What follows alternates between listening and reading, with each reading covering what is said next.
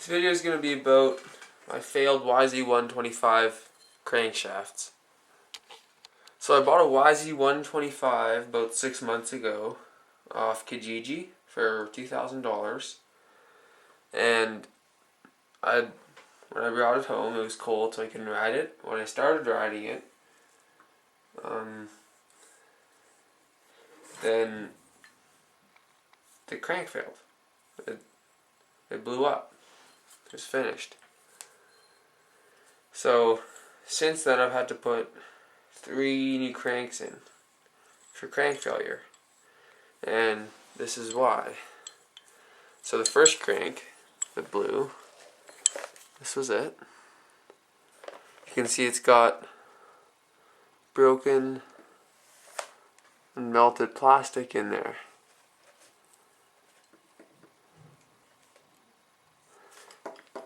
So, and this crank, because I bought it off Kijiji, I'm the 4th owner. I don't know if this is a stock crank or not. And when it seized up and we took the head and the cylinder off, we found that the piston and the piston ring were all gunked up with melted plastic. So the melted plastic made me and my dad, think that it was getting too hot, which makes sense. So we couldn't figure out why it would get too hot. So then we couldn't figure that out. So we put a new crank in and we started examining this one. And there's several things that you should notice here. There's these little grooves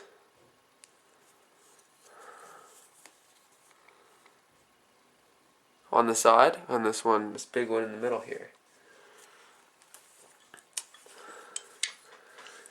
And then, so this is the first crank that failed. This one,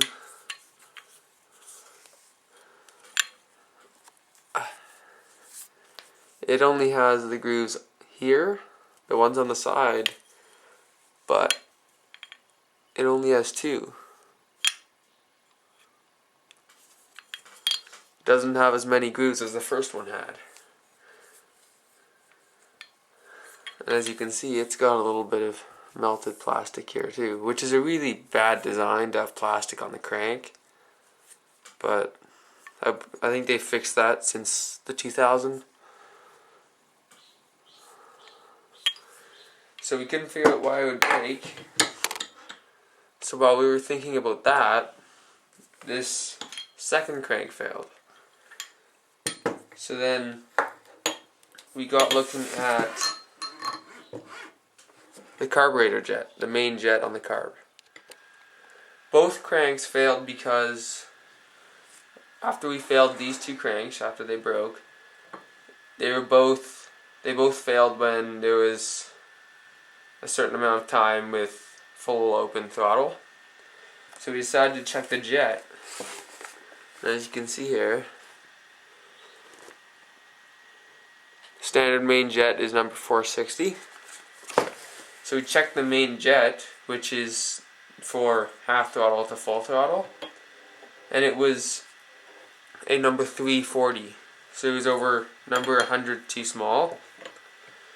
So then we switched the jet, and we broke it in and everything. It seemed to be working fine with the third crank, and it seemed to be working fine, and finally that one blew. So we sent it back. These are hot rod cranks, by the way. This one is maybe a Yamaha, because I don't know if it's the stock one or not, because it's different than the hot rods. This is a hot rods crank, and we've got the 3rd hot rods crank in now with the 4th crank, and both of these failed. But so we thought we'd fix the problem with the new jet, but it didn't, because we still had 1 crank fail. So we sent it back to hot rods, and it had put on about 50 hours on the crank. and they said that that's about right, but it's not. 50 hours is about a top end. You should have about a 200-hour bottom end. So we got another crank. Hot rods.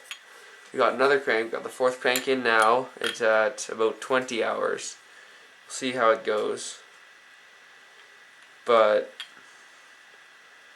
as of right now, we don't know why these cranks are failing. Maybe they're just poorly built. Because as you can see, maybe not, in there,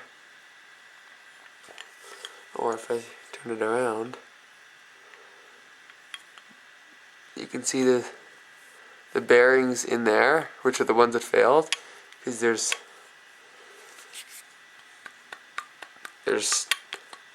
connecting rod play, are flattened. Like, that's not just wear, that's destroyed.